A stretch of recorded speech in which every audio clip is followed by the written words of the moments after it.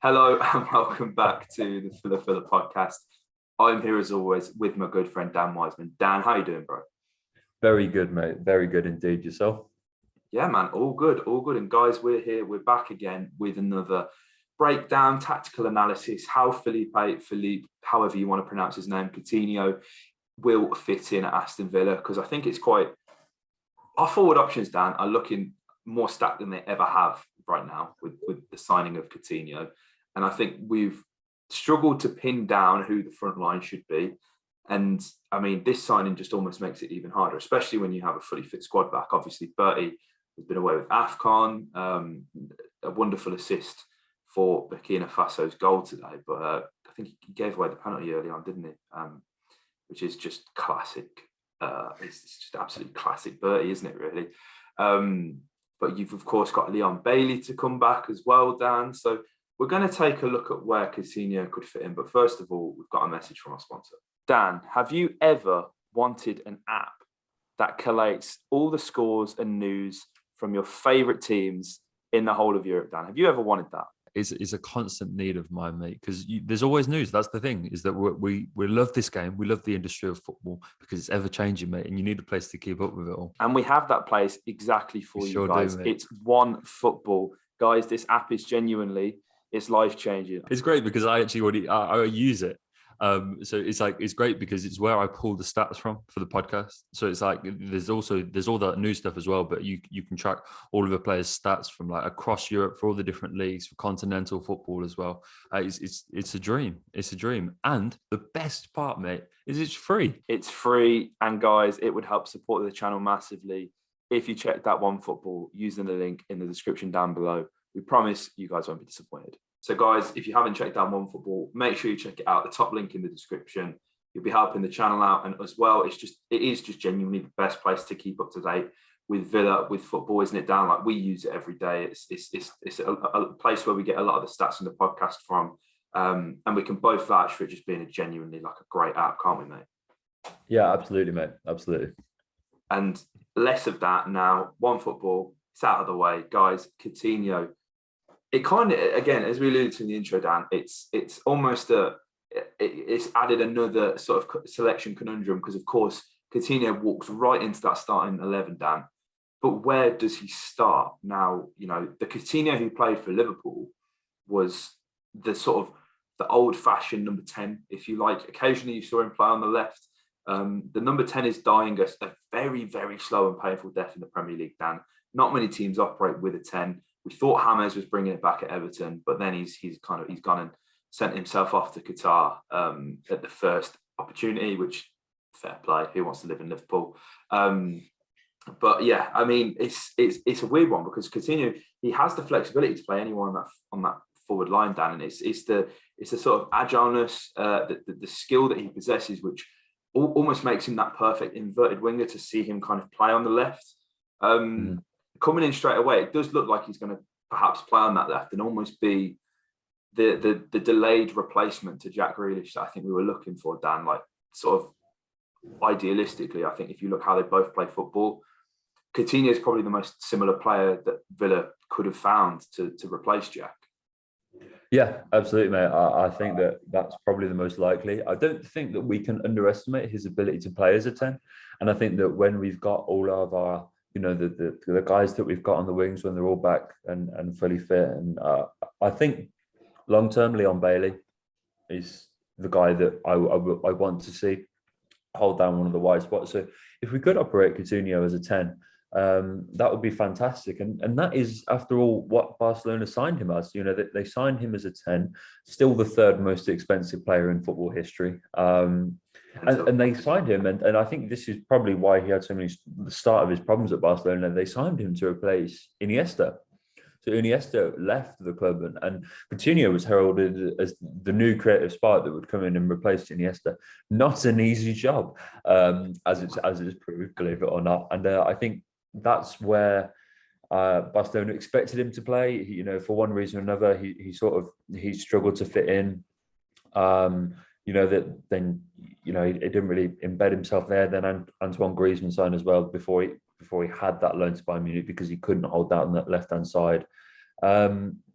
So I don't think, as you said, that's where he used to play at Liverpool. That's where he's used to playing perhaps most in the Premier League. Um, I don't think you can underestimate his ability to play as a 10, but I would agree that you'll probably see him play on the left-hand side. It's one of them ones, really. It's not. He's doing himself no harm in having this sort of flexibility, because ultimately someone else is going to it's going to come at the expense of someone else's spot. Coutinho signed as the sort of marquee signing of the window, Dan, and I think holding down that wing position is going to be really interesting for now, at least, because obviously, you know, we have Bailey to come back. Thankfully, this signing, it almost gives it takes the strain off Leon's recovery. I think I still feel, Dan, that we really rushed to get him back, and I think that's why ultimately we've seen him step out of the team again and suffer another injury. It's quite frustrating, really, especially when we already know he injured himself before he'd even signed. He wasn't fully fit. He's had one or two injuries since, and you have to be careful with these kind of players. But I think what Coutinho offers on that left-hand side, ultimately, with the potential of signing Luca Dean as well, of course, Dan, as there are at the moment rumours that the Dean deal is advancing, it's all of a sudden Villa's attacking output from that left-hand side skyrockets. Now, it was a trend, Dan, last season, about 63% of all of Villa's attacks came from that left-hand side, and it's understandable why with you know who. But you know, this season we've still seen a fairly large amount of Villa's attacks start and be carried out from that left-hand side. And I guess it's a case of old habits. You know, it's hard to break them at times, but adding that potential extra quality there with Dean on the overlap and Coutinho coming inside, I mean, the attacking options are endless, man, aren't they? Yeah, absolutely. And I think it almost poses a question as to what does it look like long term. You know, there were reports that I think it was Fabrizio Romano was saying that El Ghazi was involved in initial talks in the Dina deal. So, you know, I think it does probably spell the end of their time at Villa for Trezeguet and El Ghazi. I think then when you look at that, you know, when you consider Traore, who I'm really excited to come back and see more of, because I still think there's great things to come from him at the Villa. When Dia really seems to be starting to find his feet, and I think Gerrard really believes in him, and I think that they are almost mirror images of one each other. If you have Coutinho on the left and Buendia on the right, they are players who have so much creativity that whoever, you know, be it Ings or Watkins, whoever is playing up front, can have an absolute field day. I think it potentially does suit Ollie a little bit more, because he's got those runs in behind that those two will happily pick out all day long. But, you know, Coutinho, a journalist picked up on this as well, sort of Gerrard's likening for players to players those advanced eights, which sort of are trademark Guardiola positions, sort of how like De Bruyne doesn't really operate as a 10, but more of an attacking number 8. And Gerrard's shown a little bit of lightness to that, if you liken that to what we've done with Jacob Ramsey, who has played on the left for a little bit this season. And Dean, we came into squad, nailed him on as a 10, and has sort of not regressed, but sat deeper and deeper into that midfield and established himself as a presence in that centre midfield spot. So Coutinho has done that with Barcelona. Only one appearance in that position, though, and you know, it's not his best.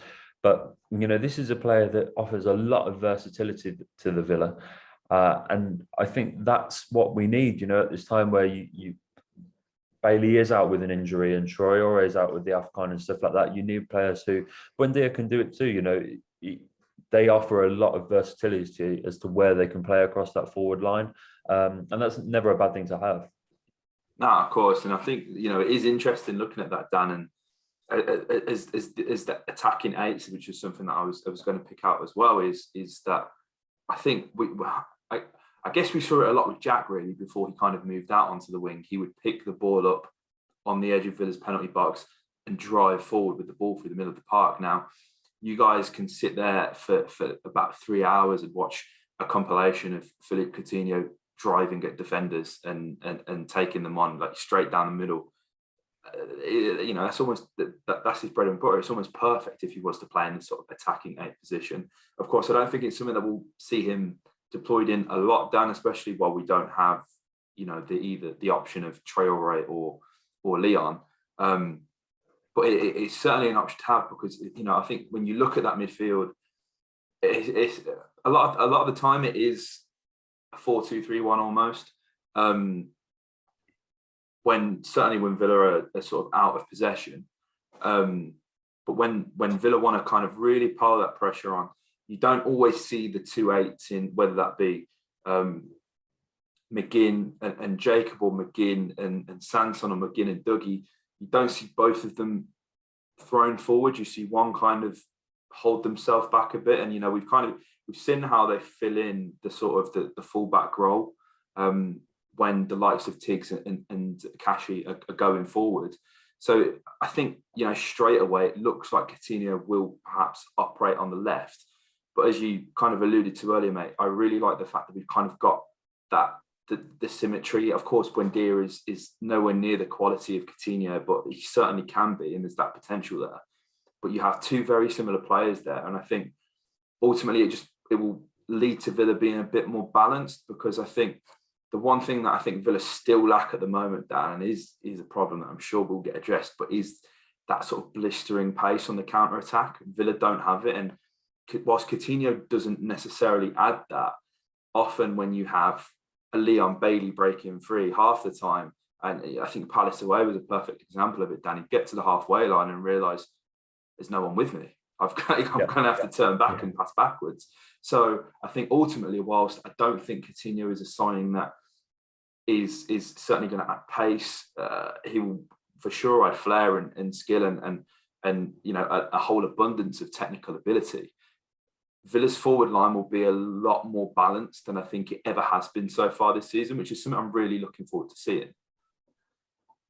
Yeah, definitely. It's one of those where he's there's rumours as to whether or not he's struggling with COVID right now, but he is. He did pick up quite a serious knee injury back in December 2020, which kept him out for 8 months. But this season he seems to be back to full fitness, which is good to see. And he's coming to us with 36 goals and 23 assists to his name. So this is a guy where those are not terrible numbers in 144 games for Barca and Bayern. So we're talking about a bit part player that's averaging a goal contribution every 1 in 4 games. Those are not disastrous numbers, whatsoever. That's for a guy that he hasn't played a single 90 minutes of football for Barcelona this season. It's one thing saying them for seasons gone by when Messi's been around, but you're looking at this season in that Barca team, for him to still not have played a full 90 minutes and to be still coming out those numbers is quite impressive. So I think we will definitely see him in those.